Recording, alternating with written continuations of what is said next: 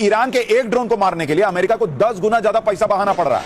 आप देखिए कि दोनों के लिए इस वक्त लड़ाई जो है ना वो मैच नहीं हो रही है। ईरान क्या कर रहा है? ईरान इधर से क्या भेजता है भाई? ईरान भेजता है शाहेद ड्रोन। ये शाहेद ड्रोन उड़ते उड़ते जाता है और कहीं भी गिर के फट जाता है। इसकी कीमत क्या है? एक ड्रोन की कीमत 32 लाख एक ड्रोन की कीमत है। और इस ड्रोन को मार गिराने वाली मिसाइल की कीमत अमेरिका क्या करता है? मिसाइल से मारता है। अमेरिका जिस मिसाइल से मारता है उस मिसाइल की कीमत कितनी है बॉस? उस मिसाइल की कीमत है 5 करोड़ से लेकर 36 करोड़ रुपए। अब आप अंदाजा लगाइए कि ईरान ये लड़ाई कैसे लड़ रहा है। ईरान 32 लाख का ड्रोन भेजता है, उसको मारने के लिए अमेरिका को 5 करोड़ से लेकर 36 करोड़ रुपए तक खर्च करने पड़ते हैं। और अगर वो नहीं मार पाया तो फिर वो जो फटता है तो इतना नुकसान करता है कि उसकी अलग कॉस्टिंग है। दावा है कि ईरान के खिलाफ पहले ही दिन के युद्ध में अमेरिका का $779 मिलियन खर्च हो चुका है। $779 मिलियन शुरुआत में। यह करीब करीब 7,000 करोड़ रुपए का खर्चा है। दूसरी बात, ईरान की मिसाइल और ड्रोन प्रोडक्शन की क्षमता की भी है, क्योंकि अगर आप देखेंगे अलग अलग सोर्सेज से दावा है कि ईरान के पास शाहेद ड्रोन की जो फीट है वो 80,000 से लेकर 1 लाख ड्रोन उसके पास है। अगर ईरान ने अपनी पूरी ताकत लगाई तो वो हर दिन 2,500 ड्रोन हमला करने की क्षमता रखता है। हर दिन 2,500।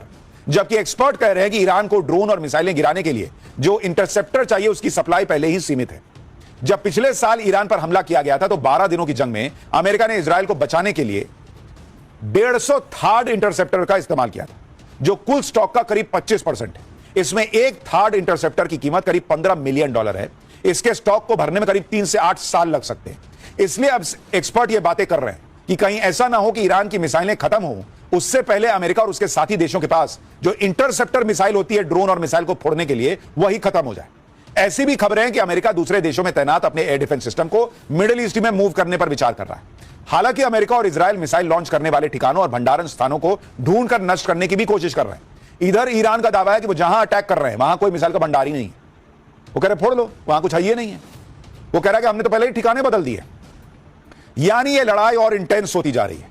ये लड़ाई और लंबी खिंचेगी, इसके पूरे आसार लग रहे हैं, जो पूरी दुनिया के लिए तबाही लेकर आ सकता है।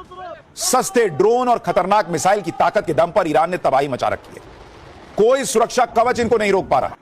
तो आपने सुना है कि अमेरिका और ईरान की जो जंग है, इजराइल की जो जंग है, इसमें जहनों की लड़ाई ज़्यादा मौसर साबित होगी, क्योंकि इजराइल के पास और अमेरिका के पास जितनी ताकत है ईरान उसका मुकाबला शायद नहीं कर पाता अगर वो अपनी एक प्लानिंग के तहत ना चलता। क्योंकि ईरान अपना एक ड्रोन भेजता है जिसको गिराने के लिए अमेरिका को कम अज़ कम 3 से 4 मिसाइल दागने पड़ते हैं, और अमेरिका के वो मिसाइल तकरीबन 5 करोड़ से लेकर 30 करोड़ के हैं या 35 करोड़ के, जबकि ईरान का 30 से 35 लाख का एक ड्रोन बनता है।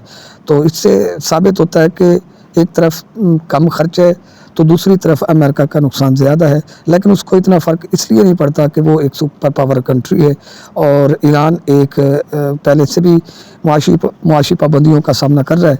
तो अल्लाह खैर करे, अल्लाह पाक ईरान को फ़तह नसीब फरमाए, क्योंकि इस तकलीफ़ से मुसलमान तकरीबन 30 से 40 साल से गुज़र रहे हैं। तो कोई तो ऐसा मुल्क हो जो कोई ईरान और इजराइल को मात दे। आमीन। कमेंट बॉक्स में आप अपनी राय का इज़हार ज़रूर करें और साथ ही में प्लीज़ चैनल को सब्सक्राइब करें, वीडियो को लाइक करें। अल्लाह हाफ़िज़।